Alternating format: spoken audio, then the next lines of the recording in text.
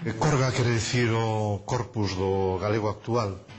Un corpus é un conxunto de textos procedentes de medios moi diversos, pero sempre producidos en condicións naturais.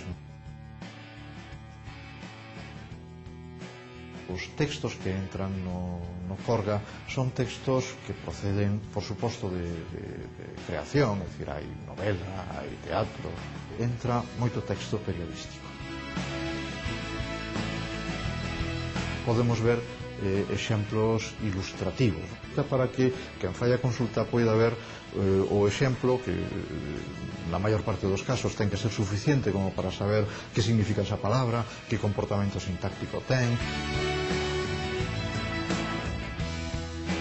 Podemos facer unha consulta totalmente aberta, tipo, quero ver se esta palabra está documentada ou non, pero tamén podemos facer consultas de tipo, quero ver se esta palabra está documentada en textos entre tal ano e tal outro ano, ou en creación, ou en xornais, ou calquera combinación de todo isto, non? O cal nos dá inmediatamente despois tamén o perfil de uso da palabra. O corpus é o que permite recuperar esas palabras que teñen consigo, que traen consigo a información. Ben falado. Utensilio que serve para cortar a comida. Coitelo. O lugar onde se fai o lume é a... Lareira. Ves como sabes?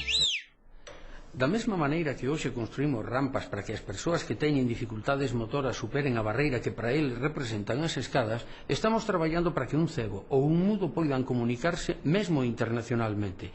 Non tardará o día en que un ordenador lea en voz alta, pero xa traducido ao galego, o que ese día a día a prensa española, inglesa ou francesa. Superar estas barreiras é un obxectivo estratégico marcado polo Parlamento de Galicia no Plan de Normalización. E con moita razón, porque no futuro a importancia das linguas non se vai medir polos millóns de falantes que teñen canto pola cantidad de tecnoloxía que teñen ao seu servizo. Pero para que esa tecnoloxía chegue temos que saber moi ben como é o galego actualmente, e para iso é o Corga, entre outras ferramentas.